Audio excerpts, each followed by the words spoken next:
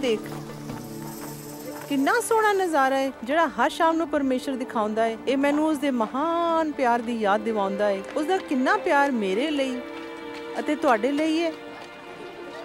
ਪਰਮੇਸ਼ਵਰ ਜਿਸ ਨੇ ਇਹ ਸਭ ਰਚਿਆ ਹੈ, ਮੈਨੂੰ ਸ਼ੱਕ ਹੈ ਉਸਨੇ ਮੈਨੂੰ ਦੇਖਿਆ ਵੀ ਹੈ ਅਤੇ ਥੋੜਾ ਬਹੁਤ ਮੈਨੂੰ ਜਾਣਦਾ ਵੀ ਹੈ। ਸ਼ਾਇਦ ਆਤਮ ਮਹਾਨ ਪਰਮੇਸ਼ਵਰ ਤਾਂ ਕਿਸੇ ਪਵਿੱਤਰ ਮਨੁੱਖ ਨਾਲ ਹੀ ਪਿਆਰ ਕਰੇਗਾ, ਪਰ ਮੇਰੇ ਵਰਗੀ ਨਾਲ ਨਹੀਂ। ਰਿਵਕਾ, ਜੇ ਤੂੰ ਸਾਡੇ ਨਾਲ ਉਦੋਂ ਹੁੰਦੀ ਜਦੋਂ ਉਸਨੇ ਸਾਨੂੰ ਸਿਖਾਇਆ ਸੀ। ਗੁਰੂ ਯੇਸੂ। ਸਫੀਰਾ, ਉਹਦੇ ਬਾਰੇ ਦੱਸੇਂਗੀ? ਕਿਰਪਾ ਕਰਕੇ ਸਾਨੂੰ ਆਪਣੀ ਕਹਾਣੀ ਦੱਸੋ। ਹਾਂ, ਮੈਂ ਦੱਸਾਂਗੀ। ਅੰਦਰ ਆ।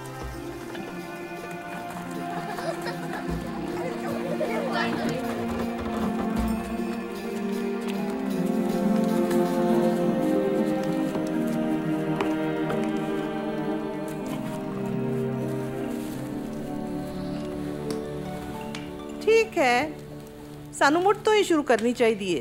जब तुम यस्सु नूं मिले? नहीं, यस्सु दी कहानी नूं समझण लई सानू बिल्कुल मुड़ तो शुरू करना पवेगा, जिवें पवित्र शास्त्र सानू सिखाउंदा है।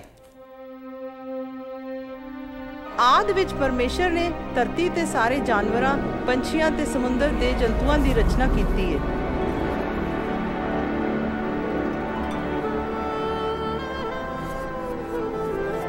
मिट्टी तो उसने पहले मनुख नूं बनाया ते उसने उस दियां नासां विच जिंदगी दा साह फूकिया। पहला मनुख आदम कहलाया।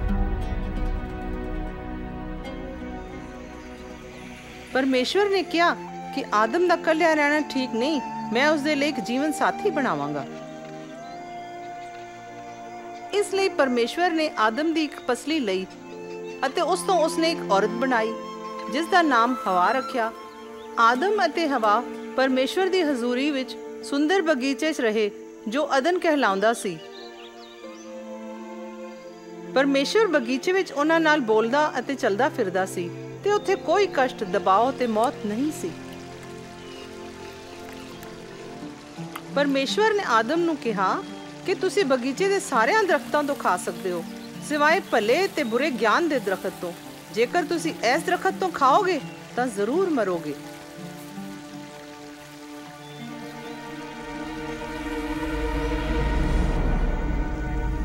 पर एक दिन शैतान ने हवा नूं भरमाया। उसने फल तोड़िया अते उसनूं खाधा। उसने थोड़ा जिहा अपने पति नूं भी दिता जिहड़ा उसदे नाल सी ते उसने ओहनूं खा लिया।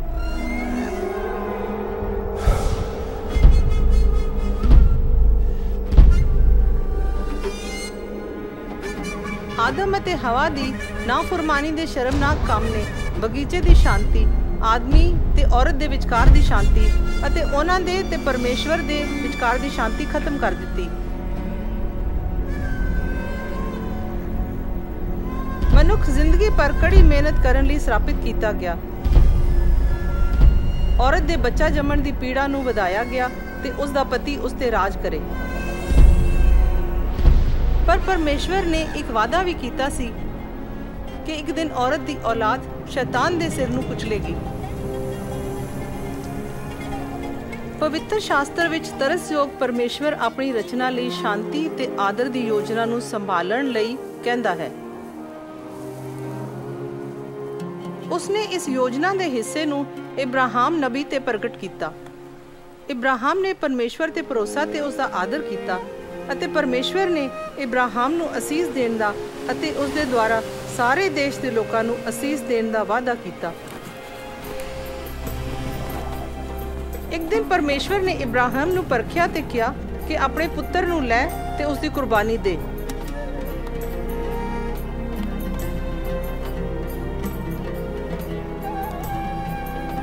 ਇਬਰਾਹਿਮ ਜਾਣਦਾ ਸੀ ਕਿ ਉਸ ਦੇ ਪੁੱਤਰ ਦੇ ਦੁਆਰਾ ਹੀ ਪਰਮੇਸ਼ਵਰ ਨੇ ਉਸ ਨੂੰ ਬੇਸ਼ੁਮਾਰ ਔਲਾਦ ਦੇਣ ਦਾ ਵਾਅਦਾ ਕੀਤਾ ਸੀ ਅਤੇ ਸਾਰਿਆਂ ਦੇਸ਼ਾਂ ਨੂੰ ਅਸੀਸ ਦੇਣ ਦਾ ਵੀ।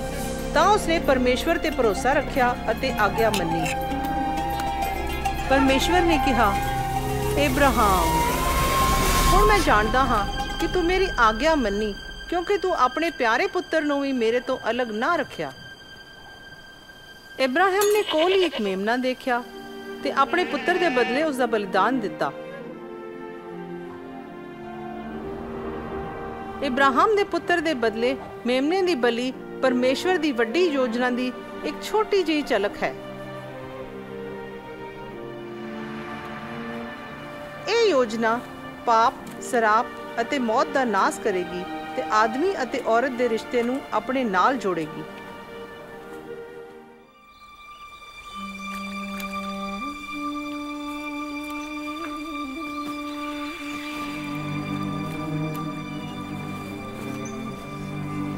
ਨਾਸਰਤ ਵਿੱਚ ਇੱਕ ਜਵਾਨ ਲੜਕੀ ਰਹਿੰਦੀ ਸੀ ਜਿਸ ਦਾ ਯੂਸੁਫ ਨਾਮ ਦੇ ਆਦਮੀ ਨਾਲ ਵਿਆਹ ਹੋਣਾ ਸੀ। ਉਸ ਦਾ ਨਾਮ ਮਰੀਅਮ ਸੀ।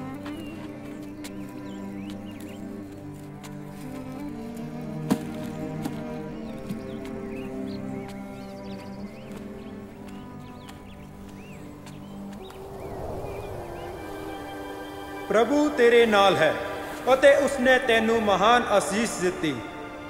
ਡਰ ਨਾ ਮਰੀਅਮ, ਪ੍ਰਭੂ ਤੇਰੇ ਤੇ ਦਿਆਲੂ ਹੈ। ਤੂੰ ਗਰਭਵਤੀ ਹੋਵੇਂਗੀ ਅਤੇ ਇੱਕ ਬਾਲਕ ਨੂੰ ਜਨਮੇਗੀ ਅਤੇ ਤੂੰ ਉਸ ਦਾ ਨਾਂ ਯਸੂ ਰੱਖੀ। ਇਹ ਕਿਵੇਂ ਹੋ ਸਕਦਾ ਹੈ? ਮੈਂ ਤਾਂ ਕੁਆਰੀ ਹਾਂ। ਪਵਿੱਤਰ ਆਤਮਾ ਆਵੇਗਾ ਅਤੇ ਪਰਮੇਸ਼ਰ ਦਾ ਸਮਰਥ ਤੇਰੇ ਉੱਤੇ ਉਤਰੇਗਾ। ਜਿਹੜਾ ਬੱਚਾ ਤੂੰ ਜਨੇਗੀ ਉਹ ਅਤੀ ਮਹਾਨ ਹੋਵੇਗਾ ਤੇ ਅਤੀ ਮਹਾਨ ਪਰਮੇਸ਼ਵਰ ਦਾ ਪੁੱਤਰ ਕਹਾਵੇਗਾ। ਇੱਥੋਂ ਤੱਕ ਕਿ ਅਲਿਸ਼ਬਾ ਤੇਰੀ ਰਿਸ਼ਤੇਦਾਰ ਵੀ ਆਪਣੇ ਬੁਢਾਪੇ ਵਿੱਚ ਬੱਚਾ ਜਣੇਗੀ ਅਤੇ ਜਿਹੜੀ ਬਾਂਝ ਕਹਾਉਂਦੀ ਸੀ ਉਸ ਨੂੰ 6ਵਾਂ ਮਹੀਨਾ ਲੱਗਾ ਏ, ਕਿਉਂਕਿ ਪਰਮੇਸ਼ਵਰ ਦੇ ਲਈ ਕੁਝ ਵੀ ਅਸੰਭਵ ਨਹੀਂ।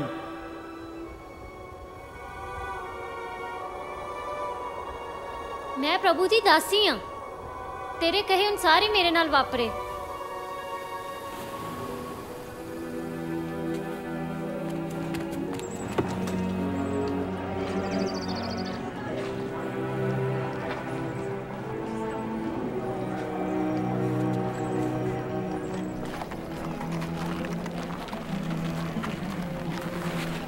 ਇਸ ਲਈ ਮਰੀਅਮ ਆਪਣੀ ਚਚੇਰੀ ਭੈਣ ਅਲਿਸ਼ਬਾ ਨੂੰ ਮਿਲਣ ਗਈ।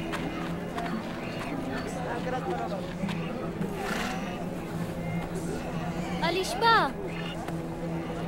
मरियम, बहन मरियम।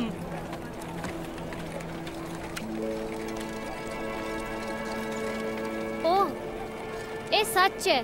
ਪਰ ਤੂੰ ਦੁਨੀਆ ਦੀਆਂ ਸਾਰੀਆਂ ਔਰਤਾਂ ਵਿੱਚੋਂ ਧਨ ਹੈ ਅਤੇ ਧਨ ਉਹ ਬੱਚਾ ਜਿਸ ਨੂੰ ਤੂੰ ਜੰਮੇਂਗੀ। ਇਹ ਮਹਾਨ ਕੰਮ ਮੇਰੇ ਨਾਲ ਕਿਉਂ ਹੋਇਆ ਕਿ ਮੇਰੇ ਪ੍ਰਭੂ ਦੀ ਮਾਤਾ ਮੈਨੂੰ ਮਿਲਣ ਆਈ।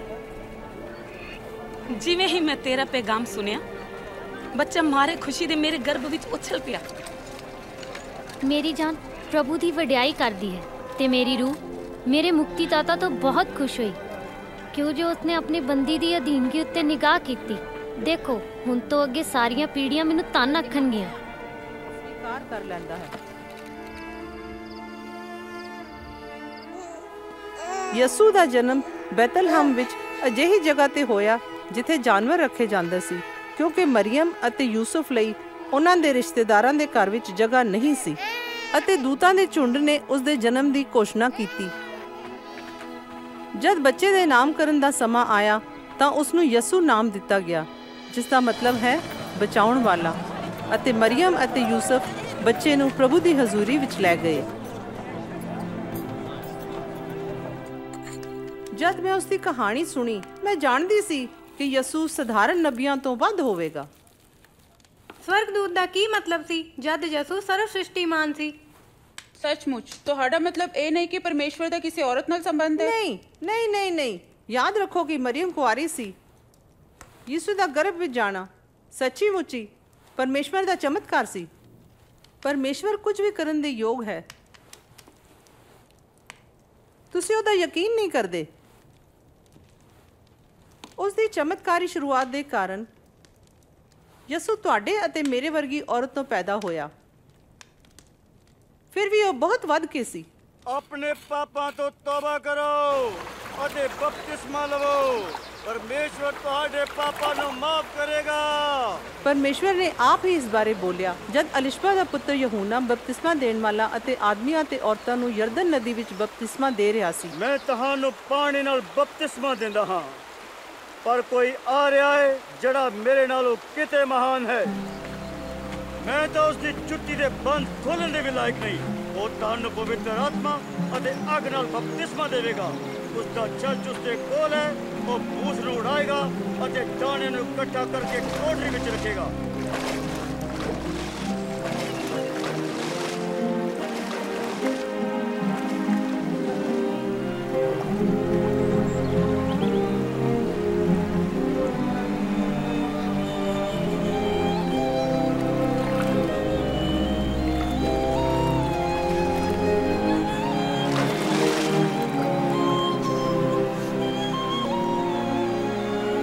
ਅਤੇ ਪਵਿੱਤਰ ਆਤਮਾ ਕਬੂਤਰ ਦੇ ਨਿਆਈ ਉਸ ਉੱਤੇ ਉਤਰਿਆ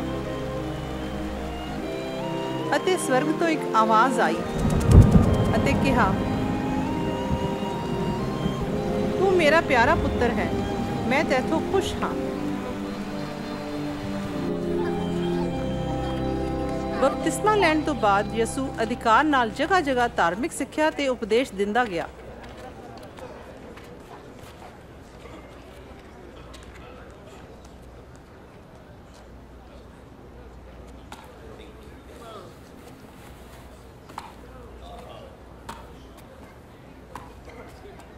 कि ये मरियम दा पुत्र नहीं? हाँ वही है। चुप करो।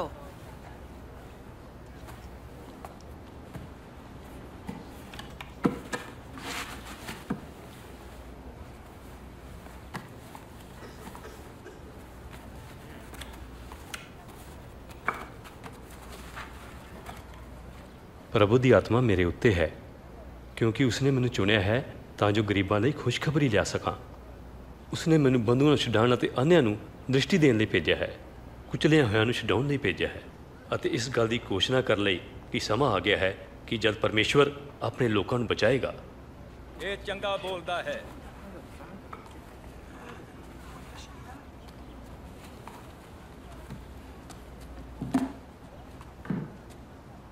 ਧਰਮ ਸ਼ਾਸਤਰ ਦਾ ਇਹ ਲੇਖ ਅੱਜ ਸੱਚ ਹੋਇਆ ਜਦ ਤੁਸੀਂ ਇਸ ਨੂੰ ਪੜ੍ਹਦੇ ਹੋਏ ਸੁਣਿਆ। ਧਰਮ ਸ਼ਾਸਤਰ ਸੱਚ ਹੋਇਆ, ਪਰ ਕੇਵਲ ਮਸੀਹ ਹੀ ਉਸ ਵਾਅਦੇ ਨੂੰ ਪੂਰਾ ਕਰ ਅਸੀਂ ਸਕਦਾ ਕਿਵੇਂ ਹੈ। ਜਾਣਾਂਗੇ?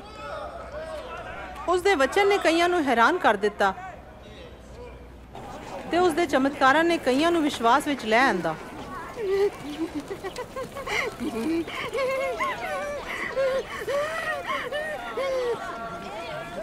ਇਹ ਉਹ ਹੈ।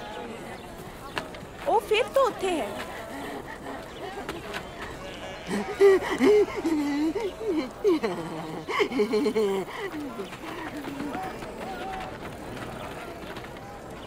ये कौन है? ये नासरत दा गुरु है, यीशु। की हाल है? ठीक है। वापस जा, तेरे इत्थे कोई लोड़ नहीं।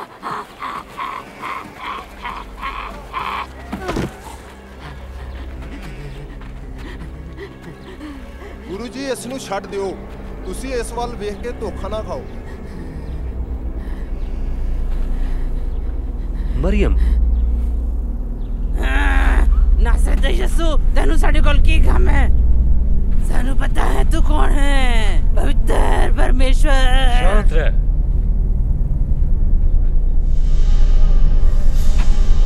दुष्ट आत्मा,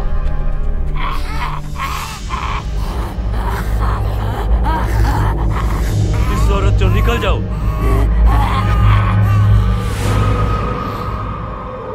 ਉਹ ਮਰ ਚੁੱਕੀ ਹੈ। इसने उसनु मार दिता।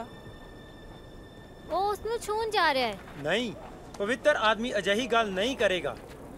मरियम, इब्राहिम दी बेटी।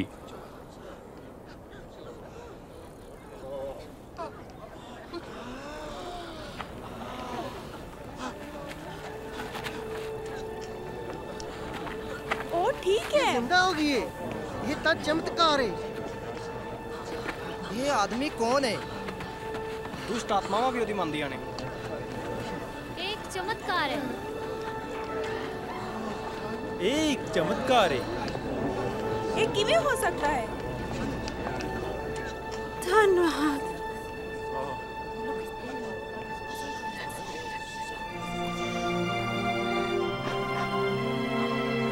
धन्यवाद।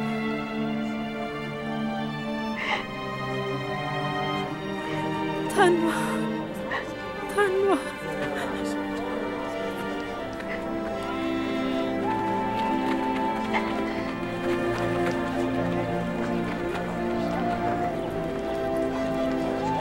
ਉਸ ਦਿਨ ਤੋਂ ਮੈਂ ਉਸ ਦੀ ਚੇਲੀ ਬਣ ਗਈ। ਮੈਂ ਉਹ ਕਰਨਾ ਚਾਹੁੰਦੀ ਹਾਂ ਜਿਹੜਾ ਪਰਮੇਸ਼ਵਰ ਨੂੰ ਖੁਸ਼ ਕਰੇ।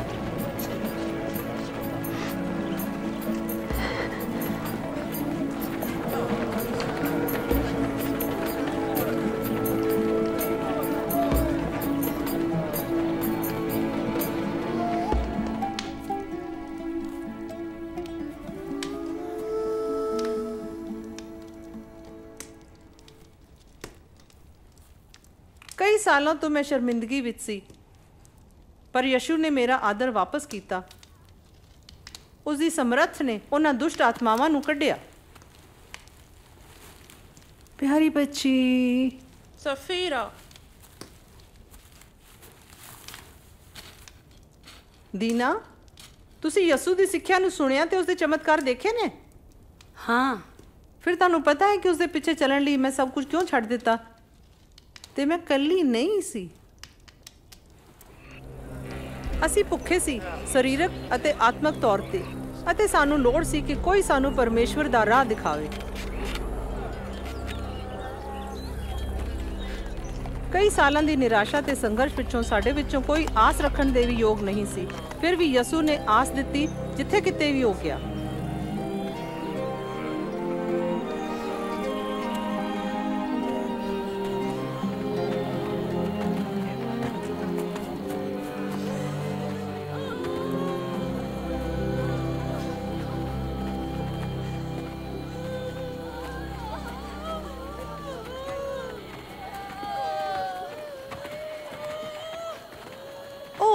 कौन है?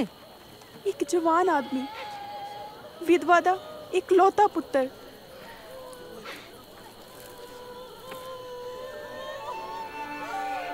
नौजवाना उठ।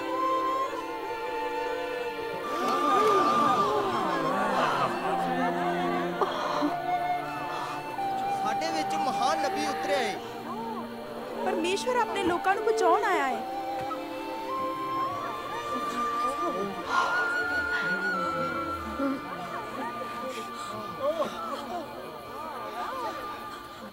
ਜੇ ਤੁਸੀਂ ਆਪਣੇ ਪਿਆਰ ਕਰਨ ਵਾਲਿਆਂ ਨਾਲ ਪਿਆਰ ਕਰਦੇ ਹੋ ਤਾਂ ਤੁਹਾਨੂੰ ਅਸੀਸਾਂ ਕਿਉਂ ਮਿਲਣਗੀਆਂ? ਕਿਉਂਕਿ ਪਾਪੀ ਵੀ ਇੰਝ ਹੀ ਕਰਦੇ ਹਨ। ਜੇ ਤੁਸੀਂ ਭਲਾ ਕਰਨ ਵਾਲਿਆਂ ਨਾਲ ਭਲਾ ਕਰਦੇ ਹੋ ਤੁਹਾਨੂੰ ਅਸੀਸਾਂ ਕਿਉਂ ਮਿਲਣਗੀਆਂ? ਕਿਉਂਕਿ ਪਾਪੀ ਵੀ ਅਜਿਹਾ ਹੀ ਕਰਦੇ ਹਨ। ਉਹ ਉਸ ਨੂੰ ਕਿਵੇਂ ਛੂ ਸਕਦਾ ਹੈ? ਉਹ ਉਸ ਨਾਲ ਕਿਵੇਂ ਬੋਲ ਸਕਦਾ ਹੈ?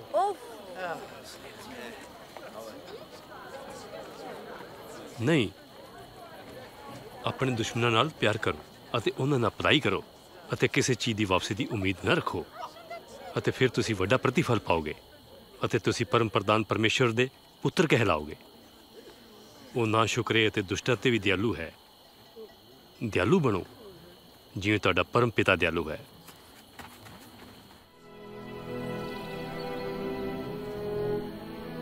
ਯਸੂ ਨੇ ਸਿਖਾਇਆ ਕਿ ਪਰਮੇਸ਼ਵਰ ਵੱਡੇ ਤੋਂ ਵੱਡੇ ਪਾਪੀ ਤੇ ਦੁਸ਼ਮਣ ਨੂੰ ਵੀ ਨਾਸ਼ ਨਹੀਂ ਹੋਣ ਦਿੰਦਾ, ਪਰ ਗਵਾਚੀ ਹੋਈ ਭੇਡ ਵਾਂਗੂ ਉਸ ਨੂੰ ਉਹ ਲੱਭਦਾ ਤੇ ਸੰਭਾਲਦਾ ਹੈ।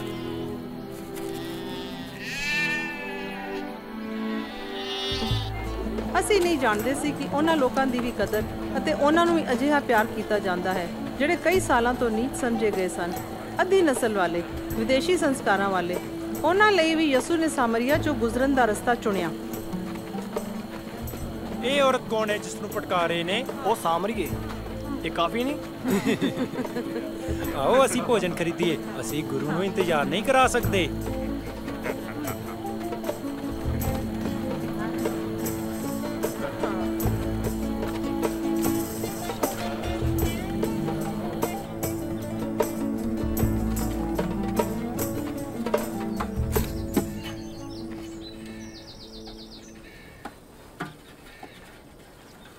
ਕੀ ਤੂੰ ਮੈਨੂੰ ਪੀਣ ਲਈ ਪਾਣੀ ਦੇਵੇਂਗੀ? ਤੁਸੀਂ ਇੱਕ ਯਹੂਦੀ ਹੋ, ਮੈਂ ਇੱਕ ਸਾਮਰੀ ਹਾਂ। ਤੁਸੀਂ ਮੇਰੇ ਕੋਲੋਂ ਪਾਣੀ ਕਿਵੇਂ ਮੰਗ ਸਕਦੇ ਹੋ? ਜੇ ਤੂੰ ਪਰਮੇਸ਼ਰ ਦੇ ਵਰਦਾਨ ਨੂੰ ਜਾਣਦੀ ਅਤੇ ਇਹ ਵੀ ਜਾਣਦੀ ਕਿ ਉਹ ਕੌਣ ਹੈ ਜੋ ਤੈਨੂੰ ਕਹਿੰਦਾ ਕਿ ਪਾਣੀ ਪਿਲਾ, ਜੇਕਰ ਤੂੰ ਉਸ ਤੋਂ ਮੰਗਦੀ ਅਤੇ ਉਹ ਤੈਨੂੰ ਜੀਵਨ ਦਾ ਜਲ ਦਿੰਦਾ। ਸ਼੍ਰੀਮਾਨ, ਤੇਰੇ ਕੋਲ ਜਲ ਭਰਨ ਲਈ ਕੁਝ ਵੀ ਨਹੀਂ ਅਤੇ ਖੂਹ ਗਹਿਰਾ ਹੈ। ਤੇਰੇ ਕੋਲ ਜਲ ਕਿਵੇਂ ਆਇਆ? ਸਾਡੇ ਪਿਤਾ ਯਾਕੂਬ ਨੇ ਸਾਨੂੰ ਇਹ ਖੂਹ ਦਿੱਤਾ। ਉਸਨੇ ਉਸਦੀ ਸੰਤਾਨ ਅਤੇ ਉਸਦੇ ਪਸ਼ੂਆਂ ਨੇ ਇਸ ਤੋਂ ਜਲ ਪੀਤਾ। ਤੂੰ ਯਾਕੂਬ ਤੋਂ ਵੱਡਾ ਤਾਂ ਨਹੀਂ ਹੋ ਸਕਦਾ। ਕੀ ਹੋ ਸਕਦਾ ਹੈ? ਜੋ ਕੋਈ ਇਸ ਪਾਣੀ ਨੂੰ ਪੀਵੇਗਾ ਉਹ ਦੁਬਾਰਾ ਪਿਆਸਾ ਹੋ ਸਕਦਾ ਹੈ। ਜਿਹੜਾ ਜਲ ਮੈਂ ਤੁਹਾਨੂੰ ਪਿਲਾਉਂਦਾ ਹਾਂ, ਅਗਰ ਤੁਸੀਂ ਉਸ ਨੂੰ ਪੀਂਦੇ ਹੋ ਤਾਂ ਫਿਰ ਕਦੇ ਪਿਆਸੇ ਨਹੀਂ ਰਹੋਗੇ। ਪਰ ਜਿਹੜਾ ਜਲ ਮੈਂ ਦੇਵਾਂਗਾ ਉਹ ਜਿਸ ਝਰਨੇ ਚੋਂ ਨਿਕਲੇਗਾ ਉਹ ਅਨੰਤ ਜੀਵਨ ਤੱਕ ਵਗਦਾ ਰਹੇਗਾ। ਸ਼੍ਰੀਮਾਨ, ਮੈਨੂੰ ਉਹ ਜਲ ਦੇ ਦਿਓ ਤਾਂ ਜੋ ਮੈਂ ਫਿਰ ਕਦੀ ਪਿਆਸੀ ਨਾ ਹੋਵਾਂ ਅਤੇ ਨਾ ਹੀ ਇੰਨੀ ਦੂਰ ਜਲ ਭਰਨ ਆਵਾਂ। ਜਾ ਅਤੇ ਆਪਣੇ ਪਤੀ ਨੂੰ ਬੁਲਾ ਅਤੇ ਵਾਪਸ ਆ ਜਾ। ਮੈਂ ਬਿਨਾਂ ਪਤੀ ਦੇ ਹਾਂ। ਤੂੰ ਠੀਕ ਕਹਿੰਦੀ ਹੈ ਕਿ ਤੂੰ ਬਿਨਾਂ ਪਤੀ ਦੇ ਹੈ। ਤੂੰ 5 ਪਤੀ ਕਰ ਚੁੱਕੀ ਹੈ ਅਤੇ ਜਿਸ ਦੇ ਨਾਲ ਤੂੰ ਹੁਣ ਹੈ ਉਹ ਵੀ ਤੇਰਾ ਪਤੀ ਨਹੀਂ। ਤੂੰ ਮੈਨੂੰ ਸੱਚ ਦੱਸਿਆ ਹੈ। ਪ੍ਰਭੂ, ਮੈਨੂੰ ਲੱਗਦਾ ਹੈ ਕਿ ਤੂੰ ਨਬੀ ਹੈ। ਮੇਰੇ ਸਾਮਰੀ ਬਾਪ ਦਾਦਿਆਂ ਨੇ ਇਸ ਪਹਾੜ ਤੇ ਪਰਮੇਸ਼ਵਰ ਦੀ ਆਰਾਧਨਾ ਕੀਤੀ, ਪਰ ਤੁਸੀਂ ਯਹੂਦੀ ਕਹਿੰਦੇ ਹੋ ਕਿ ਯਰੂਸ਼ਲਮ ਉਹ ਜਗ੍ਹਾ ਹੈ ਜਿੱਥੇ ਸਾਨੂੰ ਪਰਮੇਸ਼ਵਰ ਦੀ ਆਰਾਧਨਾ ਕਰਨੀ ਚਾਹੀਦੀ ਹੈ। ਐ ਔਰਤ, ਤੂੰ ਮੇਰੇ ਤੇ ਭਰੋਸਾ ਰੱਖ ਕਿ ਸਮਾਂ ਆਉਂਦਾ ਹੈ ਜਦ ਨਾ ਤੇ ਤੁਸੀਂ ਪਹਾੜ ਤੇ ਆਰਾਧਨਾ ਕਰੋਗੇ ਅਤੇ ਨਾ ਹੀ ਯਰੂਸ਼ਲਮ। ਤੁਸੀਂ ਸਾਮਰੀ ਜਿਸ ਨੂੰ ਨਹੀਂ ਜਾਣਦੇ ਉਸ ਦੀ ਆਰਾਧਨਾ ਕਰਦੇ ਹੋ, ਪਰ ਸਮਾਂ ਆਉਂਦਾ ਹੈ ਤੇ ਆ ਗਿਆ ਹੈ ਜਦ ਸੱਚੇ ਭਗਤ ਪਿਤਾ ਪਰਮੇਸ਼ਰ ਦਾ ਭਜਨ ਆਤਮਾ ਅਤੇ ਸੱਚਾਈ ਨਾਲ ਕਰਨਗੇ। ਪਰਮੇਸ਼ਵਰ ਆਤਮਾ ਹੈ ਅਤੇ ਜ਼ਰੂਰੀ ਹੈ ਕਿ ਉਸ ਦੇ ਭਜਨ ਕਰਨ ਵਾਲੇ ਆਤਮਾ ਅਤੇ ਸੱਚਾਈ ਨਾਲ ਉਸ ਦਾ ਭਜਨ ਕਰਨ। ਇਹ ਉਹੀ ਔਰਤ ਹੈ। ਇਹ ਉਸ ਨਾਲ ਕੀ ਗੱਲ ਕਰ ਰਿਹਾ ਹੈ? ਕੀ ਉਹ ਜਾਣਦਾ ਹੈ ਕਿ ਇਹ ਕੌਣ ਹੈ? ਮੈਂ ਜਾਣਦੀ ਹਾਂ। ਮਸੀਹ ਆਵੇਗਾ ਅਤੇ ਉਹ ਜਦ ਆਵੇਗਾ ਤਾਂ ਸਾਨੂੰ ਸਭ ਕੁਝ ਦੱਸੇਗਾ। ਮੈਂ ਉਹੀ ਹਾਂ।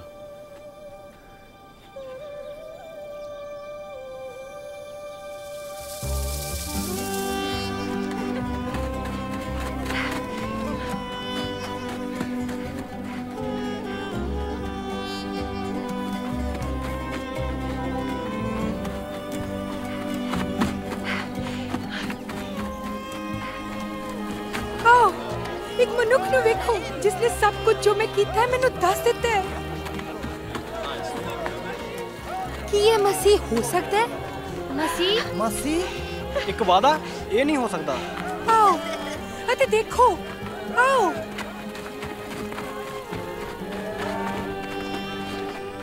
ਗੁਰੂ ਜੀ, ਕੁਝ ਖਾ ਲਓ। ਮੇਰੇ ਕੋਲ ਖਾਣ ਲਈ ਅਜਿਹਾ ਭੋਜਨ ਹੈ ਜਿਸ ਦਾ ਤੁਹਾਨੂੰ ਪਤਾ ਨਹੀਂ। ਕੀ ਕੋਈ ਇਸ ਵਾਸਤੇ ਕੁਝ ਖਾਣ ਨੂੰ ਲਿਆਇਆ ਹੈ? ਮੇਰਾ ਭੋਜਨ ਇਹ ਹੈ ਕਿ ਮੈਂ ਆਪਣੇ ਭੇਜਣ ਵਾਲੇ ਦੀ ਇੱਛਾ ਪੂਰੀ ਕਰਾਂ ਅਤੇ ਉਹ ਕੰਮ ਜੋ ਮੈਨੂੰ ਕਰਨ ਵਾਸਤੇ ਦਿੱਤਾ ਹੈ ਉਸ ਨੂੰ ਪੂਰਾ ਕਰਾਂ। ਹੁਣ ਖੇਤ ਪੱਕ ਚੁੱਕੇ ਹਨ ਅਤੇ ਕਟਾਈ ਲਈ ਤਿਆਰ ਹਨ।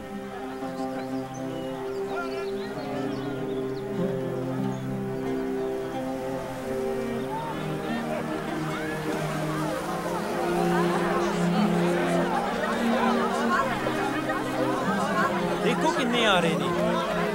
ਇਹ ਖੁਸ਼ਖਬਰੀ ਸਾਮਰੀਆਂ ਲਈ ਵੀ ਹੈ।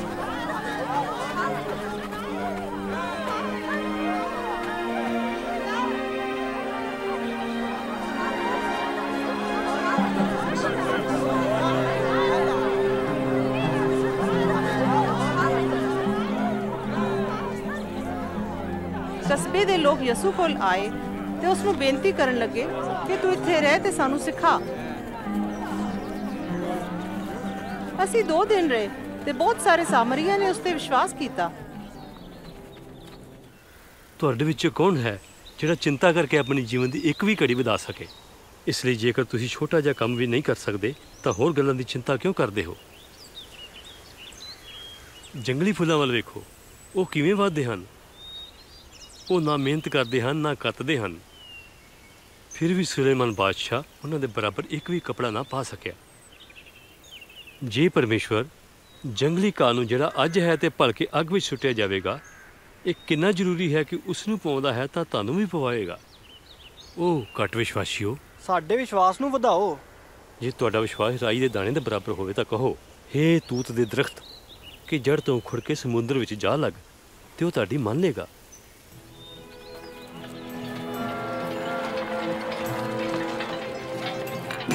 पापी उत्ते जमायश दी घड़ी तां आउंदी है, पर हाय उस मनुख ते जिस दे कारण दुख होंदे हन।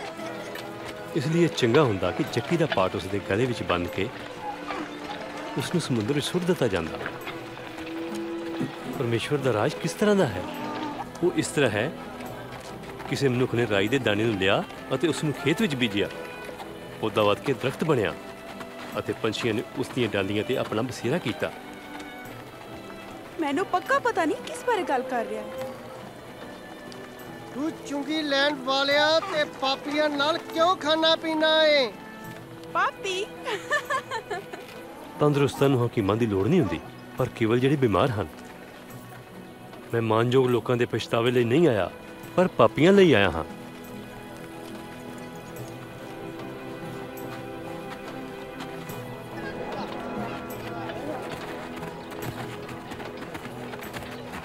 जेकर मैं केवल उसके पल्ले नूं ही छू लवां, मैं चंगी हो जावांगी।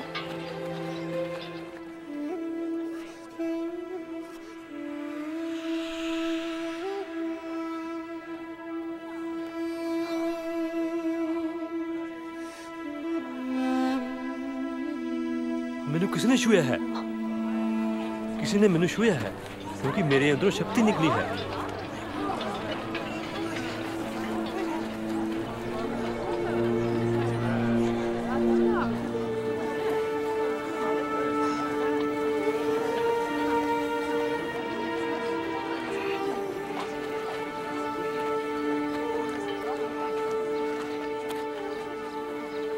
ओह मैं सी जिसने तेनू छुआ है।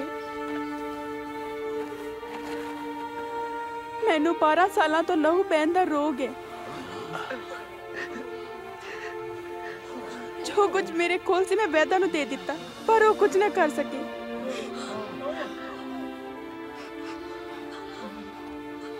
पर जब मेरी उंगलों ने तेरे पल्ले नू छुआ, मैं चंगी हो गई।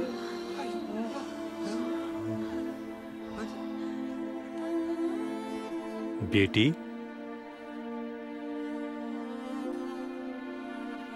तेरे विश्वास ने तेनू चंगा कीता है।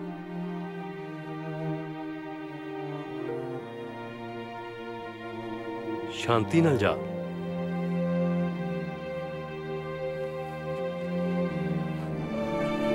धन्यवाद।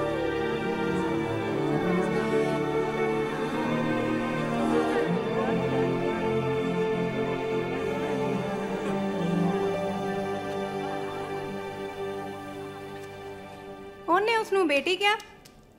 हाँ, ਜਿਹੜੇ ਸਾਡੀ ਵਿਵਸਥਾ ਅਨੁਸਾਰ 12 ਸਾਲਾਂ ਤੋਂ ਅਛੂਤ ਸਨ। उसने उसकी शर्मिंदगी देखी ਤੇ ਉਸ ਨੂੰ ਆਦਰ ਦਿੱਤਾ। ਮੈਨੂੰ ਨਹੀਂ ਪਤਾ ਕਿ ਮਹਾਨ ਚੰਗਿਆਈ ਕੌਣ ਲਿਆਉਂਦਾ ਹੈ, ਯਸੂ ਦੀ ਸਮਰੱਥ ਜਾਂ ਉਸ ਦਾ ਤਰਸ। हे छोटे चुंड, ना डर, क्योंकि तेरे पिता की मर्जी है कि तेनू राज मिले। अपनी सारी संपत्ति बेच के गरीबां नू दे दे। अपने लिए अजिहा बटुआ लै जो कदे फटदा नहीं, अते अपने लिए स्वर्ग विच धन इकट्ठा कर जो कदे नहीं घटदा, क्योंकि कोई चोर उसनू चुरा नहीं सकता अते ना कोई उसनू कुन लगदा है। क्योंकि जिथे तेरा तन है उत्थे तेरा मन भी लगा रहेगा।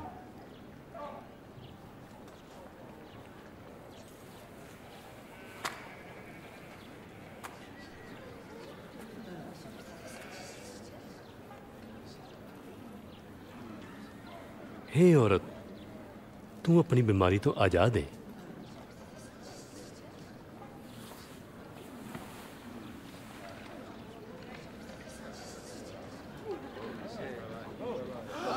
देखो देखो चंगी हो गई, ये चमत्कार है।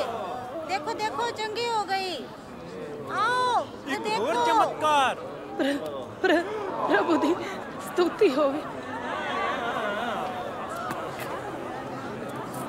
18 साल तो परमेश्वर तेनू सुखी रखे।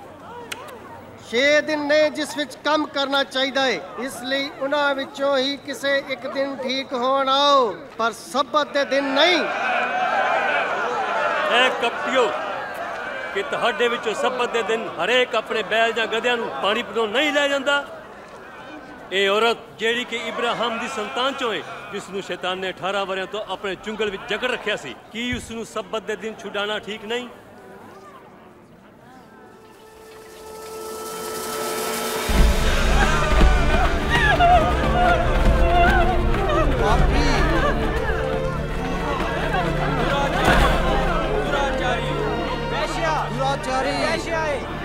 गुरु जी, ये औरत दुराचारी करन दे अपराध विच फड़ी गई सी। साडी शरअ मुताबिक मूसा ने आज्ञा दित्ती अजिही औरत नूं पत्थर मार के मार देना चाहिदा है।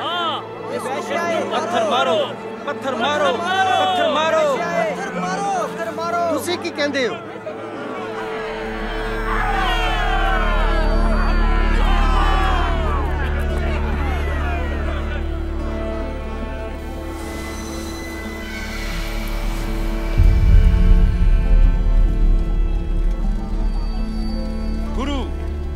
साडे कोल दो गवाहां दी गवाही है।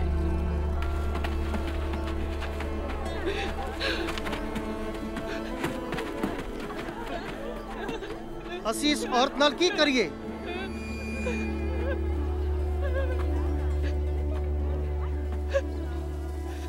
तुहाडे विचों जिसने कोई पाप नहीं कीता, वो पहला पत्थर मारे।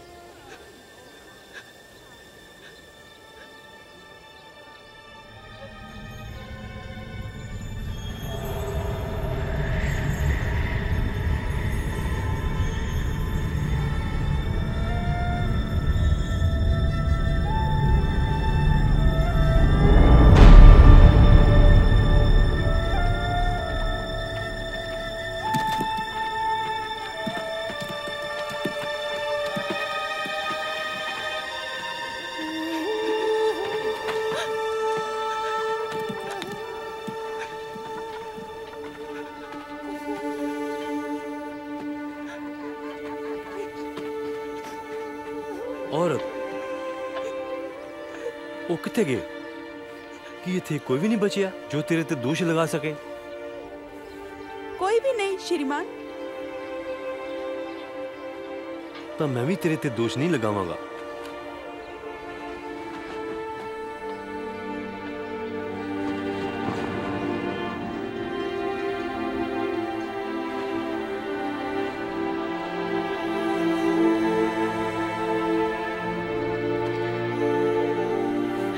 जा अते अपने पाप दी जिंदगी छड़ दे।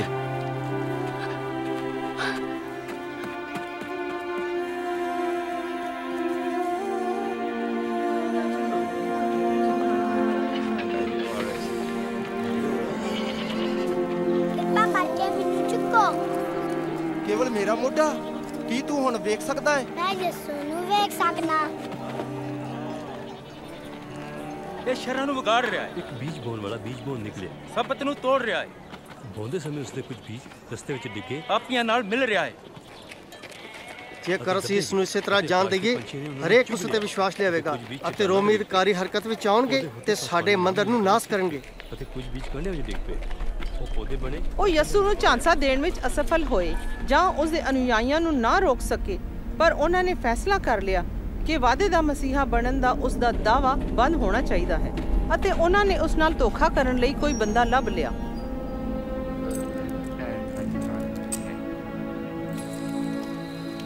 ਯਸੂ ਅਕਸਰ ਆਪਣੇ ਚੇਲਿਆਂ ਨੂੰ ਜੈਤੂਨ ਪਹਾੜ ਤੇ ਪ੍ਰਾਰਥਨਾ ਕਰਨ ਲੈ ਜਾਂਦਾ ਸੀ। ਉਸ ਰਾਤ ਉਹ ਬੜੀ ਪਰੇਸ਼ਾਨੀ ਵਿੱਚ ਸੀ।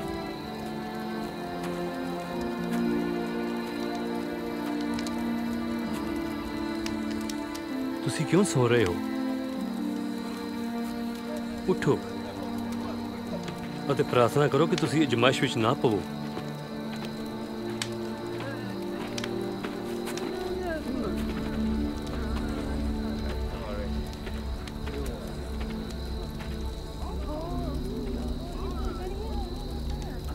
ਯਹੂਦਾ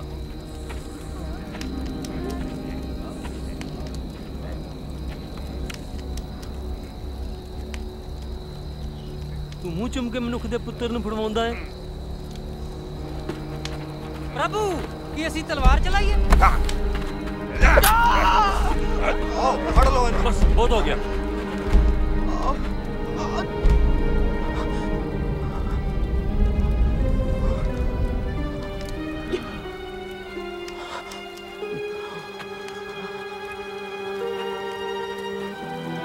ਕਿ ਤੁਸੀਂ ਮੈਨੂੰ ਚੋਰ ਸਮਝ ਕੇ ਤਲਵਾਰਾਂ ਤੇ ਡਾਂਗਾਂ ਨਾਲ ਫੜਨ ਆਏ ਹੋ।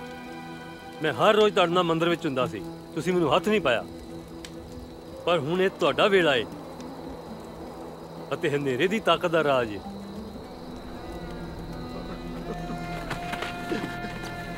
ਇਹਨੂੰ ਫੜ ਲਓ।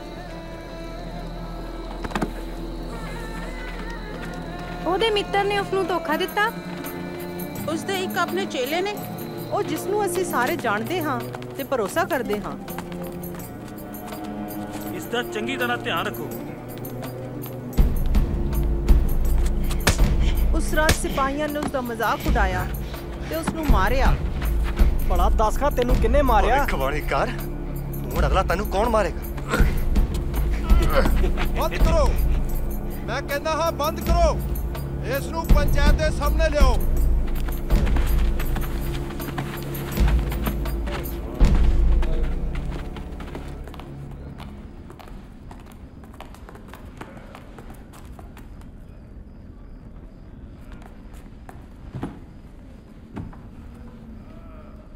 ਸਾਨੂੰ ਦੱਸ ਕਿ ਤੂੰ ਹੀ ਮਸੀਹਾ ਹੈ? ਜੇਕਰ ਮੈਂ ਤੁਹਾਨੂੰ ਦੱਸਾਂ ਤੁਸੀਂ ਮੇਰੇ ਤੇ ਵਿਸ਼ਵਾਸ ਨਹੀਂ ਕਰੋਗੇ, ਅਤੇ ਜੇਕਰ ਮੈਂ ਤੁਹਾਨੂੰ ਕੋਈ ਪ੍ਰਸ਼ਨ ਪੁੱਛਾਂ ਤਾਂ ਤੁਸੀਂ ਮੈਨੂੰ ਉੱਤਰ ਨਹੀਂ ਦੇ ਸਕੋਗੇ। ਪਰ ਹੁਣ ਤੋਂ ਮਨੁੱਖ ਦਾ ਪੁੱਤਰ ਪਰਮ ਪ੍ਰਧਾਨ ਪਰਮੇਸ਼ਵਰ ਦੇ ਸੱਜੇ ਹੱਥ ਬਿਰਾਜਮਾਨ ਹੋਵੇਗਾ। ਕੀ ਤੂੰ ਪਰਮੇਸ਼ਵਰ ਦਾ ਪੁੱਤਰ ਹੈ? ਤੂੰ ਕਿੰਨਾ ਕਮਾਇਆ? ਉਹ ਕੁਫਰ ਬਕਦਾ ਹੈ।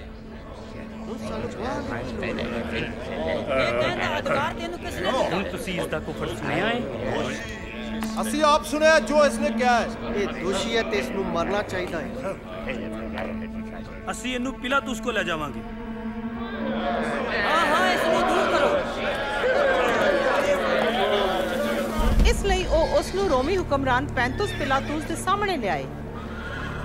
ਜ਼ਾਲਮ ਹੁਕਮਰਾਨ ਪਿਲਾਤੁਸ ਹਜ਼ਾਰਾਂ ਨੂੰ ਸਲੀਬੀ ਮੌਤ ਦੇਣ ਦਾ ਜ਼ਿੰਮੇਵਾਰ ਸੀ। ਤੁਸੀਂ ਇੰਨੀ ਸਵੇਰੇ ਸਵੇਰੇ ਇੱਥੇ ਕੀ ਚਾਹੁੰਦੇ ਹੋ? ਉਸਨੇ ਲੋਕਾਂ ਨੂੰ ਪੁੱਠੇ ਰਾਹ ਪਾਇਆ ਹੈ। ਇਸਨੇ ਮੰਦਰ ਦੇ ਬਾਜ਼ਾਰ ਵਿੱਚ ਖਲਬਲੀ ਮਚਾਈ ਹੈ। ਅਸੀਂ ਇਸ ਨੂੰ ਦੋਸ਼ੀ ਪਾਇਆ ਹੈ। ਸਮਰਾਟ ਨੂੰ ਚੁੰਗੀ ਦੇਣ ਤੋਂ ਮਨਾ ਕਰਦਾ ਹੈ, ਆਪਣੇ ਆਪ ਨੂੰ ਮਸੀਹ ਕਹਿੰਦਾ ਹੈ, ਤੇ ਇੱਕ ਰਾਜਾ। ਇੱਕ ਰਾਜਾ? ਕੀ ਤੂੰ ਯਹੂਦੀਆਂ ਦਾ ਰਾਜਾ ਹੈ? ਤੂੰ ਠੀਕ ਆਖਿਆ। ਸਾਡੇ ਕੋਲ ਕੋਈ ਰਾਜਾ ਨਹੀਂ, ਪਰ ਹੁਕਮਰਾਨ ਹੈ। ਸਾਡੀ ਸ਼ਰ੍ਹਾ ਦੇ ਮੁਤਾਬਕ ਇਹਨੂੰ ਮੌਤ ਦੀ ਸਜ਼ਾ ਮਿਲਣੀ ਚਾਹੀਦੀ ਹੈ, ਕਿਉਂਕਿ ਆਪਣੇ ਆਪ ਨੂੰ ਪਰਮੇਸ਼ਰ ਦਾ ਪੁੱਤਰ ਕਹਿੰਦਾ ਹੈ।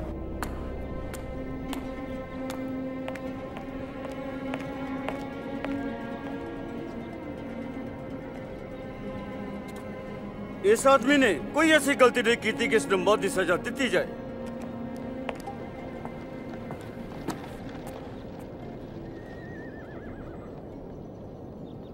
ਇਸ ਲਈ ਮੈਂ ਇਸ ਨੂੰ ਕੋੜੇ ਮਰਵਾ ਕੇ ਛੱਡ ਦੇਣਾ। ਜੇਕਰ ਤੁਸੀਂ ਇਸ ਨੂੰ ਜਾਣਦੇ ਹੋਗੇ ਤਾਂ ਤੁਸੀਂ ਬਾਦਸ਼ਾਹ ਦੇ ਮਿੱਤਰ ਨਹੀਂ।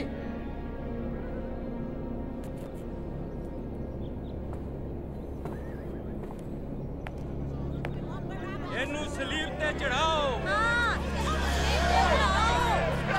ਤੂੰ ਤੈਨੂੰ ਕੋੜੇ ਮਾਰ। ਜਿਹੜਾ ਵੀ ਕੋਈ ਆਪਣੇ ਆਪ ਨੂੰ ਬਾਦਸ਼ਾਹ ਕਹਿੰਦਾ ਹੈ ਉਹ ਸਮਰਾਟ ਦੇ ਵਿਰੁੱਧ ਹੁੰਦਾ ਹੈ। ਪਿਲਾਤੁਸ ਕਿਸ ਦਾ ਇੰਤਜ਼ਾਰ ਕਰ ਰਿਹਾ ਹੈ? ਇਹਨੂੰ ਦੂਰ ਕਰੋ, ਇਹਨੂੰ ਮਾਰ ਦਿਓ, ਇਹਨੂੰ ਸਲੀਬ ਦਿਓ।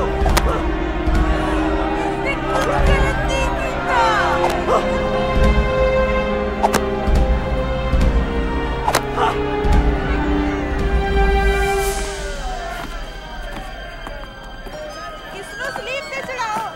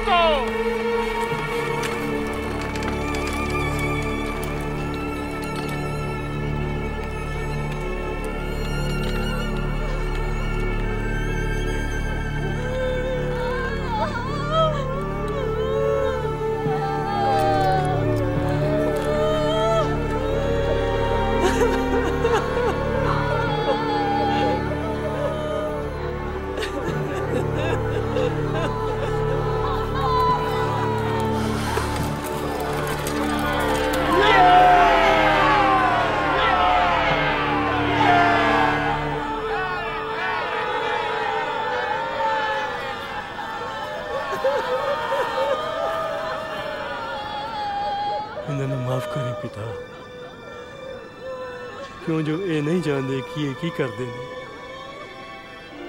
कि तू मसीहा नहीं, आपू भी बच ते सानू भी बचा। की तू परमेश्वर कोलों नहीं डरदा? इसनू भी वही सजा मिली है जेड़ी सानू, पर इसने कोई गुनाह नहीं कीता। मैनू याद रखियो यीशु, जदों तुसी राजा बन के आओगे। मैं वादा करता हूँ कि अज ही तू मेरे नाल स्वर्ग विच होवेगा।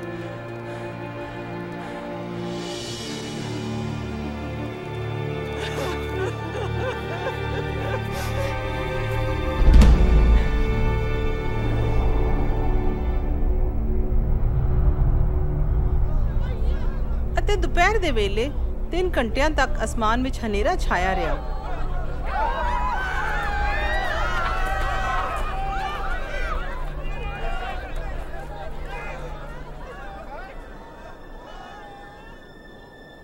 पिता,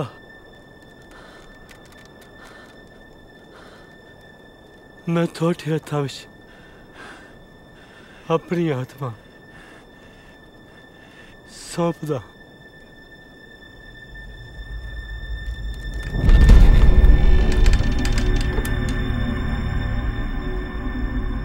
परमेश्वर दी वडियाई होवे, सचमुच ये धर्मी मनुख सी।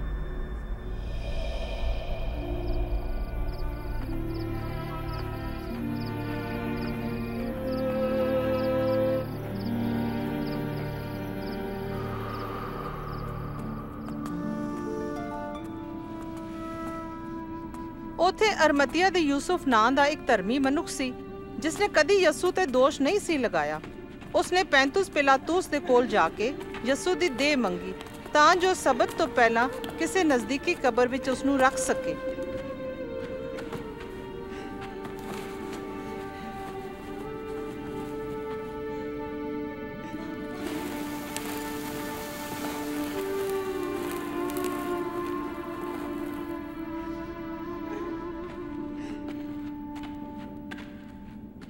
ਸਾਨੂੰ ਮਾਫ ਕਰਿਓ, ਅਸੀਂ ਆਪਣੇ ਪ੍ਰਭੂ ਦੀ ਦੇਹ ਦੇ ਪਿੱਛੇ ਪਿੱਛੇ ਆ ਗਏ ਹਾਂ।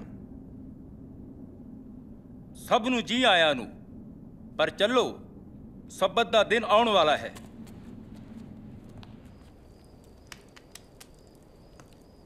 ਇਹ ਉਸ ਨੂੰ ਕਿਉਂ ਮਾਰ ਰਹੇ ਹਨ? ਜੇਕਰ ਉਹ ਪਰਮੇਸ਼ਰ ਵੱਲੋਂ ਸੀ ਤਾਂ ਉਸਨੇ ਉਹਨਾਂ ਨੂੰ ਮਾਰਨ ਦੀ ਆਗਿਆ ਕਿਉਂ ਦਿੱਤੀ? ਅਸੀਂ ਉਹ ਸਾਰੇ ਪ੍ਰਸ਼ਨ ਪੁੱਛੇ। ਯਸੂ ਦੁਸ਼ਟ ਆਤਮਾਵਾਂ ਤੇ ਵੀ ਅਧਿਕਾਰ ਰੱਖਦੇ ਸੀ, ਇੱਥੋਂ ਤੱਕ ਕਿ ਮੁਰਦੇ ਵੀ ਉਸ ਦੀ ਸੁਣਦੇ ਸਨ। ਕੀ ਉਸ ਨੂੰ ਰੋਕ ਨਹੀਂ ਸੀ ਸਕਦੇ? ਮੈਂ ਉਹਦੇ ਨਾਲ 3 ਸਾਲਾਂ ਤੱਕ ਚਲਦੀ ਰਹੀ, ਐਸੇ ਆਸ ਵਿੱਚ ਕਿ ਇਹ ਹੀ ਵਾਅਦੇ ਦਾ ਮਸੀਹਾ ਹੈ। ਪਰ ਉਹ ਤਾਂ ਹੁਣ ਚਲੇ ਗਏ ਤੇ ਮੈਂ ਕਿੱਥੇ ਜਾਵਾਂ? ਇਹ ਇੱਕ ਦੁੱਖ ਭਰੀ ਕਹਾਣੀ ਹੈ, ਪਰ ਇੱਕ ਸ਼ਾਨਦਾਰ ਅੰਤ ਸੀ।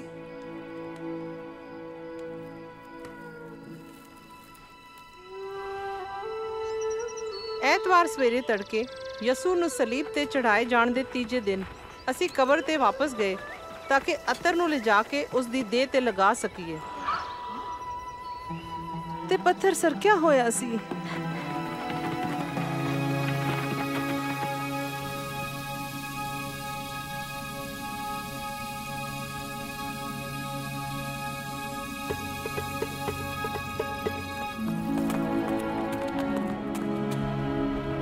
ਪਤਰਸ, ਯਾਕੂਬ, ਯੂਹੰਨਾ, ਸੁਣੋ। ਪੱਥਰ ਸਰਕਿਆ ਹੋਇਆ ਸੀ। ਅਸੀਂ ਅੰਦਰ ਗਏ ਪਰ ਸਾਡੇ ਪ੍ਰਭੂ ਦੀ ਦੇਹ ਉੱਥੇ ਨਹੀਂ ਸੀ। ਉਹ ਕਬਰ ਤੋਂ ਪ੍ਰਭੂ ਨੂੰ ਲੈ ਗਏ ਤੇ ਅਸੀਂ ਨਹੀਂ ਸੀ ਜਾਣਦੇ ਕਿ ਉਹਨਾਂ ਨੇ ਪ੍ਰਭੂ ਨੂੰ ਕਿੱਥੇ ਰੱਖਿਆ ਹੈ। ਕੀ ਸਾਡੇ ਪ੍ਰਭੂ ਦੀ ਦੇਹ ਉੱਥੇ ਨਹੀਂ ਸੀ? ਜਾਓ ਤੇ ਤੁਸੀਂ ਆਪ ਦੇਖੋ।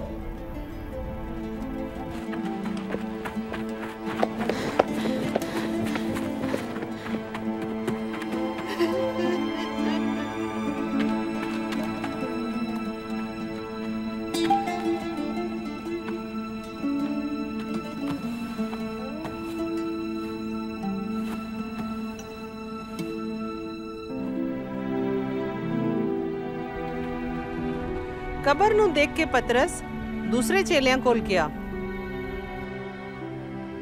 ਪਰ ਮੈਂ ਬਾਹਰ ਰਹੀ, ਹੈਰਾਨ ਅਤੇ ਰੋਂਦੀ ਰਹੀ। ਜ਼ਰੂਰ ਸਿਪਾਹੀ ਉਸ ਨੂੰ ਲੈ ਗਏ ਹੋਣਗੇ ਜਾਂ ਫਰੀਸੀ।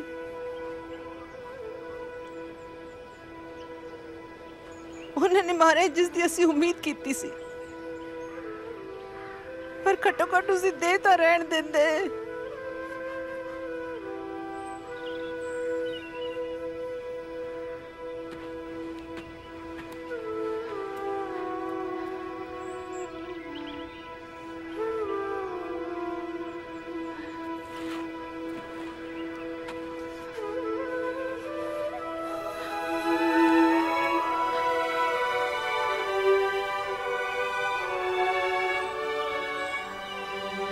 औरत तू क्यों रोंदी है?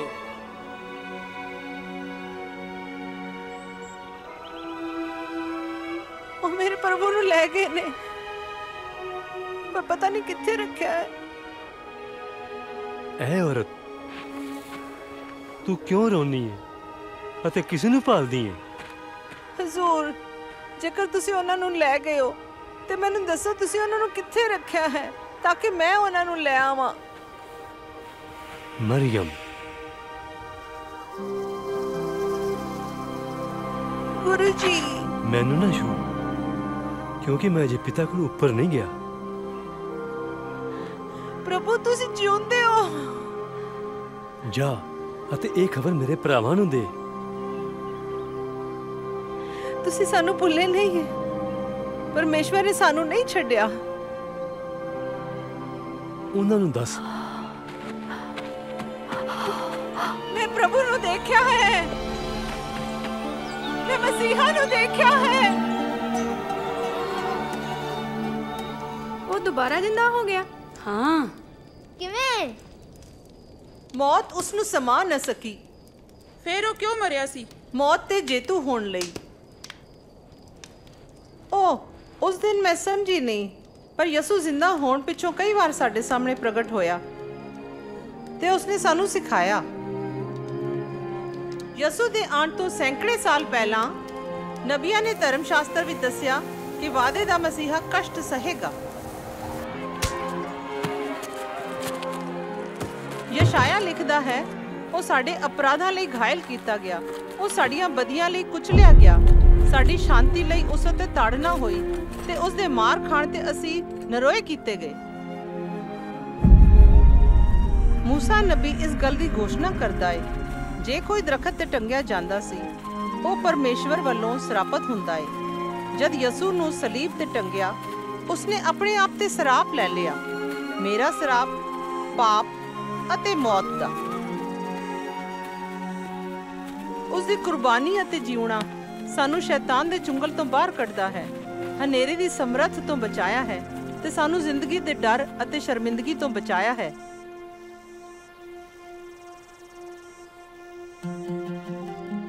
ਇਹ ਅਸੀਸ ਜਿਹੜੀ ਸਾਡੇ ਪੂਰਵਜ ਅਬਰਾਹਮ ਨੂੰ ਦਿੱਤੀ ਗਈ, ਜਦ ਉਸਨੇ ਇਹ ਗੱਲ ਦੀ ਘੋਸ਼ਣਾ ਕੀਤੀ ਕਿ ਲੋਕ ਉਸ ਦੁਆਰਾ ਅਸੀਸ ਪਾਉਣਗੇ। ਸਾਰੇ ਲੋਕ, ਇੱਥੋਂ ਤੱਕ ਕਿ ਜਨਾਨੀਆਂ ਵੀ। ਯਸੂ ਨੇ ਮੈਨੂੰ ਇਬਰਾਹਿਮ ਦੀ ਬੇਟੀ ਕਹਿ ਕੇ ਪੁਕਾਰਿਆ ਹੈ ਤੇ ਤੂੰ ਯਾਦ ਕਰਨ ਲਾਇਕ ਬੇਟੀ ਹੈ, ਇੱਕ ਬੇਟੀ ਜਿਹੜੀ ਅਸੀਸ ਪਾਉਣਾ ਚਾਹੁੰਦੀ ਹੈ, ਉਸ ਔਰਤ ਵਾਂਗ ਜਿਹੜੀ 12 ਸਾਲਾਂ ਤੋਂ ਲਹੂ ਬਹਿਣ ਦੀ ਬਿਮਾਰੀ ਨਾਲ ਪੀੜਿਤ ਸੀ, ਜਾਂ ਮੇਰੇ ਵਾਂਗ। ਹੁਣ ਸਾਡੇ ਵਿੱਚੋਂ ਕਿਸੇ ਨੂੰ ਵੀ ਡਰ ਅਤੇ ਸ਼ਰਮਿੰਦਗੀ ਵਿੱਚ ਜਿਉਣ ਦੀ ਲੋੜ ਨਹੀਂ। ਸਾਨੂੰ ਅਣਦੇਖਿਆਂ ਤੇ ਅਣਸੁਣਿਆਂ ਦੀ ਹੋਰ ਲੋੜ ਨਹੀਂ। ਯਸੂ ਆਪ ਕਹਿੰਦਾ ਹੈ, ਪ੍ਰਭੂ ਦੀ ਆਤਮਾ ਮੇਰੇ ਉੱਤੇ ਹੈ, ਕਿਉਂਕਿ ਉਸਨੇ ਮੈਨੂੰ ਚੁਣਿਆ ਹੈ ਤਾਂ ਜੋ ਗਰੀਬਾਂ ਲਈ ਖੁਸ਼ਖਬਰੀ ਲਿਆ ਸਕਾਂ। ਉਸਨੇ ਮੈਨੂੰ ਬੰਧੂਆਂ ਨੂੰ ਛੁਡਾਉਣ ਅਤੇ ਅੰਨ੍ਹਿਆਂ ਨੂੰ ਦ੍ਰਿਸ਼ਟੀ ਦੇਣ ਲਈ ਭੇਜਿਆ ਹੈ, ਕੁਚਲਿਆਂ ਹੋਇਆਂ ਨੂੰ ਛੁਡਾਉਣ ਲਈ ਭੇਜਿਆ ਹੈ, ਅਤੇ ਇਸ ਗੱਲ ਦੀ ਘੋਸ਼ਣਾ ਕਰਨ ਲਈ ਕਿ ਸਮਾਂ ਆ ਗਿਆ ਹੈ ਕਿ ਜਦ ਪਰਮੇਸ਼ਵਰ ਆਪਣੇ ਲੋਕਾਂ ਨੂੰ ਬਚਾਏਗਾ। ਯਸੂ ਨੇ ਲੋਕਾਂ ਨੂੰ ਛੂਇਆ। ਬੇਸ਼ੱਕ ਔਰਤਾਂ ਅਜਿਹੀਆਂ ਬਿਮਾਰੀਆਂ ਨਾਲ ਆਉਂਦੀਆਂ ਸਨ ਜਿਨ੍ਹਾਂ ਨਾਲ ਅਸ਼ੁੱਧ ਮੰਨੀਆਂ ਜਾਂਦੀਆਂ ਸੀ, ਉਸਨੇ ਉਹਨਾਂ ਨੂੰ ਵੀ ਚੰਗਾ ਕੀਤਾ। ਉਸਨੇ ਬੱਚਿਆਂ ਨੂੰ ਸਿਖਾਇਆ, ਆਦਮੀ ਤੇ ਔਰਤ, ਗਰੀਬ ਤੇ ਅਮੀਰ, ਧਰਮੀ ਤੇ ਪਾਪੀ ਵਡਿਆਈ ਨੂੰ ਸੰਭਾਲੇ ਰੱਖਣ, ਤੇ ਇਹ ਉਸ ਦੀ ਮਹਾਨ ਦਇਆ ਨੂੰ ਦਰਸਾਉਂਦਾ ਹੈ। ਉਹਨੇ ਲੋਕਾਂ ਨੂੰ ਚੰਗਿਆਈ ਦਿੱਤੀ, ਦੁਸ਼ਟ ਆਤਮਾਵਾਂ ਨੂੰ ਕੱਢਿਆ, ਮਨੁੱਖਾਂ, ਔਰਤਾਂ ਤੇ ਬੱਚਿਆਂ ਨੂੰ ਸ਼ੈਤਾਨ ਦੇ ਬੰਧਨ ਤੋਂ ਛੁਡਾਇਆ। ਇਹ ਉਸ ਦੇ ਅਧਿਕਾਰ ਦੁਸ਼ਟ ਤੇ ਸਾਰੀਆਂ ਆਤਮਾਵਾਂ ਬਾਰੇ ਦੱਸਦਾ ਹੈ। ਯਸੂ ਨੇ ਬੇਟੇ ਬੇਟੀਆਂ ਨੂੰ ਮੌਤ ਤੋਂ ਜ਼ਿੰਦਾ ਕੀਤਾ, ਦਿਖਾਉਂਦੇ ਹੋਏ ਕਿ ਉਸ ਕੋਲ ਸਮਰੱਥ ਹੈ, ਇੱਥੋਂ ਤੱਕ ਕਿ ਮੌਤ ਤੇ ਵੀ। ਬੇਸ਼ੱਕ ਸ਼ੈਤਾਨ ਅਤੇ ਦੁਸ਼ਟ ਆਤਮਾਵਾਂ ਵਿਸ਼ਵਾਸ ਕਰਦੀਆਂ ਨੇ ਕਿ ਯਸੂ ਨੂੰ ਸਲੀਬ ਤੇ ਟੰਗਿਆ ਤੇ ਜਿੱਤ ਪਾ ਲਈ, ਪਰ ਯਸੂ ਮੌਤ ਤੋਂ ਜੀ ਉੱਠਿਆ ਤੇ ਉਸਨੇ ਮੌਤ ਤੇ ਬੁਰਾਈ ਦੀਆਂ ਤਾਕਤਾਂ ਤੇ ਜਿੱਤ ਪਾ ਲਈ। ਕੀ ਉਹ ਮਸੀਹ ਸੀ? ਇਹ ਵਾਅਦਾ ਸਿਰਫ ਮਸੀਹਾ ਹੀ ਕਰ ਸਕਦਾ ਹੈ, ਜਿਸ ਨੂੰ ਪਰਮੇਸ਼ਵਰ ਨੇ ਭੇਜਿਆ, ਜੋ ਉਹ ਚਮਤਕਾਰ ਕਰ ਸਕਦਾ ਹੈ ਜਿਹੜੇ ਯਸੂ ਕਰਦਾ ਹੈ।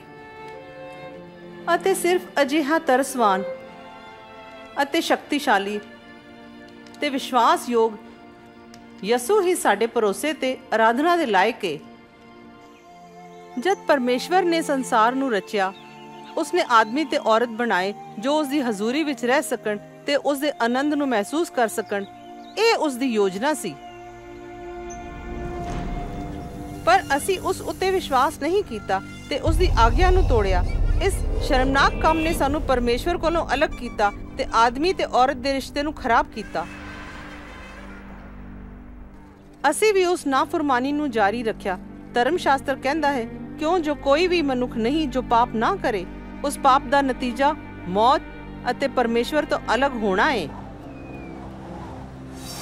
ਪਰ ਪਰਮੇਸ਼ਵਰ ਖੁਸ਼ ਨਹੀਂ ਸੀ ਕਿ ਅਸੀਂ ਉਸ ਕੋਲੋਂ ਤੇ ਉਹਦੇ ਪਿਆਰ ਤੋਂ ਦੂਰ ਰਹੀਏ ਅਤੇ ਡਰ ਤੇ ਸ਼ਰਮਿੰਦਗੀ ਦੀ ਜ਼ਿੰਦਗੀ ਜੀਏ। ਤਦ ਉਸ ਤਰ੍ਹਾਂ ਜਿਵੇਂ ਕਿ ਉਸਨੇ ਇਬਰਾਹਿਮ ਦੇ ਪੁੱਤਰ ਦੀ ਜਗ੍ਹਾ ਮੇਮਨਾ ਮਰਨ ਲਈ ਦਿੱਤਾ, ਪਰਮੇਸ਼ਵਰ ਨੇ ਸਾਡੀ ਜਗ੍ਹਾ ਯਸੂ ਨੂੰ ਮਰਨ ਲਈ ਭੇਜਿਆ। ਯਸੂ ਦੀ ਜ਼ਿੰਦਗੀ ਤੇ ਮੌਤ ਅਤੇ ਉਸਦੇ ਜੀ ਉੱਠਣ ਨੇ ਪਰਮੇਸ਼ਵਰ ਅਤੇ ਉਹਨਾਂ ਸਾਰਿਆਂ ਦੇ ਰਿਸ਼ਤੇ ਨੂੰ ਬਚਾਈ ਰੱਖਿਆ ਜਿਹੜੇ ਪਿੱਛੇ ਮੁੜੇ ਅਤੇ ਉਸਦੇ ਅਨੁਯਾਈ ਬਣੇ। ਅਤੇ ਅਤ ਮਹਾਨ ਪਰਮੇਸ਼ਵਰ ਨਾਲ ਇਹ ਗੂੜਾ ਰਿਸ਼ਤਾ ਖਤਮ ਨਹੀਂ ਹੋਵੇਗਾ, ਭਾਵੇਂ ਅਸੀਂ ਮਰ ਵੀ ਜਾਈਏ।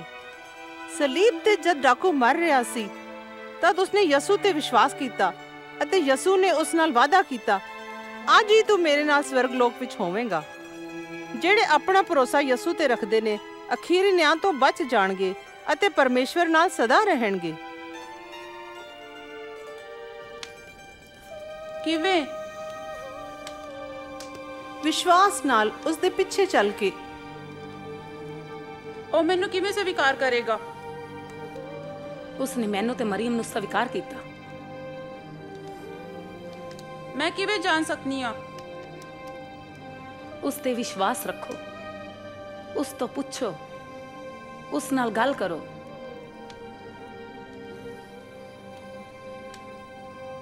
ਐ ਪਰਮੇਸ਼ਵਰ, ਮੇਰੇ ਸਵਰਗੀ ਪਿਤਾ, ਤੂੰ ਪਵਿੱਤਰ ਅਤੇ ਧਰਮੀ ਹੈ।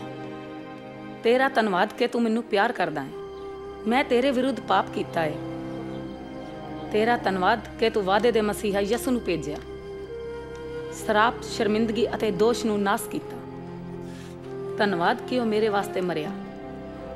ਮੈਂ ਆਪਣੇ ਜੀਵਤ ਮੁਕਤੀ ਦਾਤਾ ਦੇ ਪਿੱਛੇ ਚੱਲਣਾ ਚਾਹੁੰਦੀ ਹਾਂ। ਧੰਨਵਾਦ ਮੈਨੂੰ ਮਾਫ ਕਰਨ ਲਈ ਅਤੇ ਸਵੀਕਾਰ ਕਰਨ ਲਈ। ਆਮੀਨ। ਆਮੀਨ। ਆਮੀਨ। ਧੰਨਵਾਦ। ਧੰਨਵਾਦ।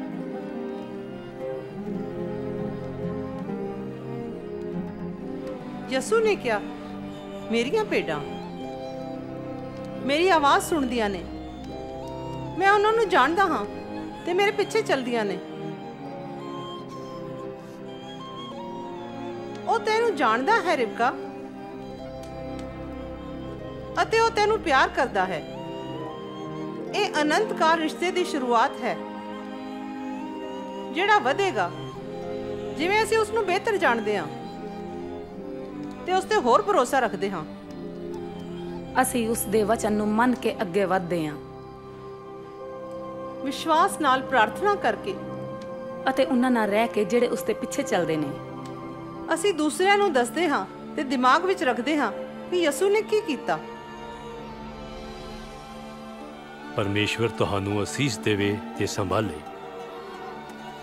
ਸਵਰਗ ਅਤੇ ਧਰਤੀ ਦਾ ਸਾਰਾ ਅਧਿਕਾਰ ਮੈਨੂੰ ਦਿੱਤਾ ਗਿਆ ਹੈ। ਜਾਓ ਅਤੇ ਸਾਰੀਆਂ ਜਾਤਾਂ ਦੇ ਲੋਕਾਂ ਨੂੰ ਚੇਲੇ ਬਣਾਓ, ਉਹਨਾਂ ਨੂੰ ਪਿਤਾ ਪੁੱਤਰ ਅਤੇ ਪਵਿੱਤਰ ਆਤਮਾ ਦੇ ਨਾਮ ਵਿੱਚ ਬਪਤਿਸਮਾ ਦਿਓ, ਤੇ ਜਿਹੜੀ ਆਗਿਆ ਮੈਂ ਤੁਹਾਨੂੰ ਦਿੱਤੀ ਹੈ ਉਹਨੂੰ ਮੰਨਣਾ ਸਿਖਾਓ, ਤੇ ਦੇਖੋ ਕਿ ਸੰਸਾਰ ਦੇ ਅੰਤ ਤੱਕ ਮੈਂ ਸਦਾ ਤੁਹਾਡੇ ਨਾਲ ਹਾਂ।